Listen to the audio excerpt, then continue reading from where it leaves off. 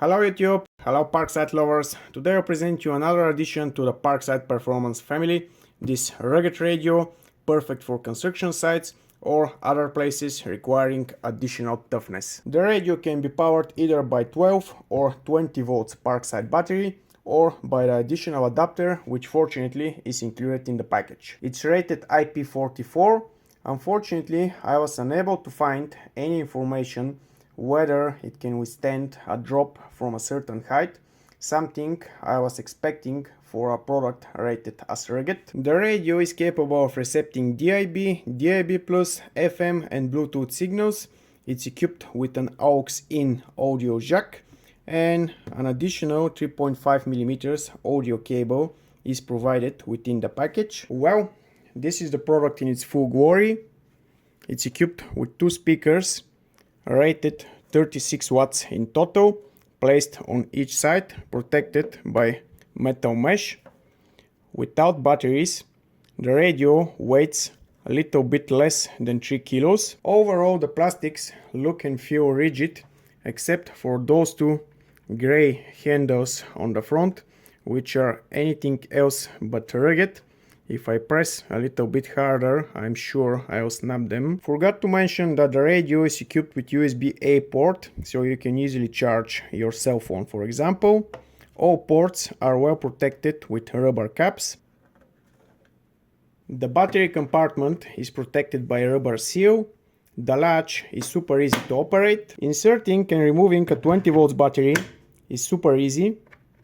Inserting a 12 volts battery is again super easy, but removing it is real nightmare.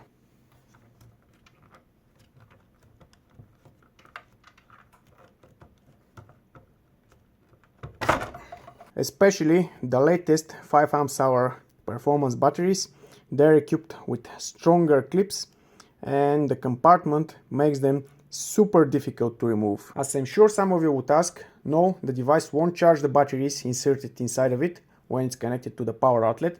It doesn't have such charging function, which by the way would have been a great feature. The radio is equipped with rubberized buttons, colored in red and labeled with white paint letters.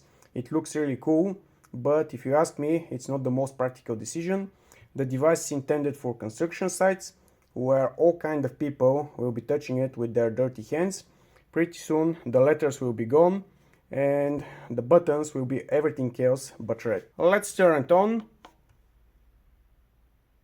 We'll get a nice welcome message. The radio is equipped with a color display. We can change the signal source using the band button, Bluetooth, USB, aux-in, DIB and FM. Later I will pair it with my phone so we can better hear its voice, but generally the sound quality you will hear depends on the microphone I'm using to record this video and on the speakers of the system you're using to reproduce it. Let's take a look at the display and the information it gives us. There's an icon whether the radio is muted or not, whether the radio station is mono or stereo, icon about the signal strength, some additional radio station related information, but probably you're missing the same thing I am. There's no icon about the battery. There's no battery related information at all, which is really strange. Parkside is giving 16 hours of runtime with a 4 amp hour battery, but yet again the lack of battery related information on a battery operated radio is really strange. What else can I show you? Probably the advanced menu. We have preset recall, preset store, scan settings, whether all station or only the strong stations, audio settings, stereo allowed or forced mono, system, sleep alarm, loudness, time, backlight, language, factory reset, software upgrade, software version, and that's all in the advanced menu. Pressing the equalizer button brings us the equalizer menu, flat, classic, pop, jazz, blah blah blah, and of course we have my equalizer setup, treble, middle, bass. We can change all of them. Pairing the radio with your smartphone is really easy and straightforward. The aux function works flawlessly.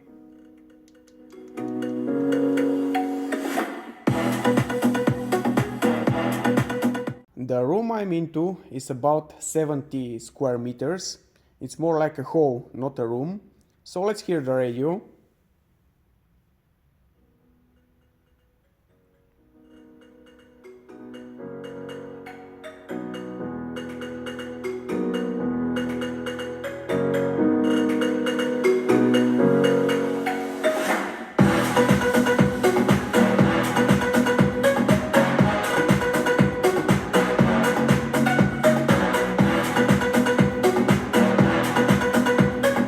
Outside in the open, the distance is about 10 meters, the maximum Bluetooth range.